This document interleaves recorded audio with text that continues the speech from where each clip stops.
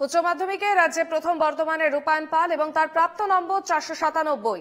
CMS high স্কুলের ছাত্র রূপায়ণ ভবিষ্যতে চিকিৎসক হতে চায় এবং বর্ধমান শহরের সুভাষপল্লীর কালীতলার বাসিন্দা রূপায়ণ।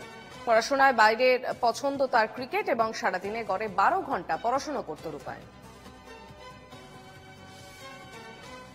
উচ্চ মাধ্যমিকে রাজ্যে প্রথম হয়েছে রূপায়ণ এবং বর্ধমান শহরের সুভাষপল্লীর কালীতলার বাসিন্দা রূপায়ণ।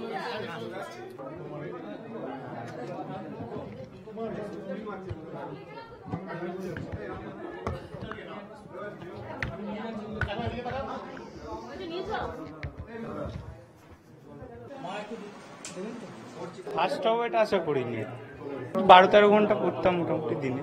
সবচেয়ে বেশি বাবা মায়ের, অবশ্যই কোনো সন্দেহ নেই।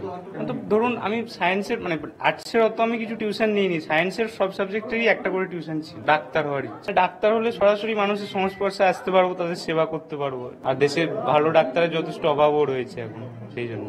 এছাড়া মাঝে মাঝে ওই গল্পের বই পড়া বা খেলা দেখা এগুলো করতে পছন্দ করি। প্রিয় লেখক শরদিন্দু বন্দ্যোপাধ্যায়ের গল্প ভালোই লাগে, ঐতিহাসিক বুড়ো বা ব্যোমকেশ ভালোই লাগে। বাবা মা এবং ঠাকুমা আছে। অবসর ওই খেলা দেখে বা কখনো কখনো গল্পের বই পড়ে 12-13 ঘন্টা।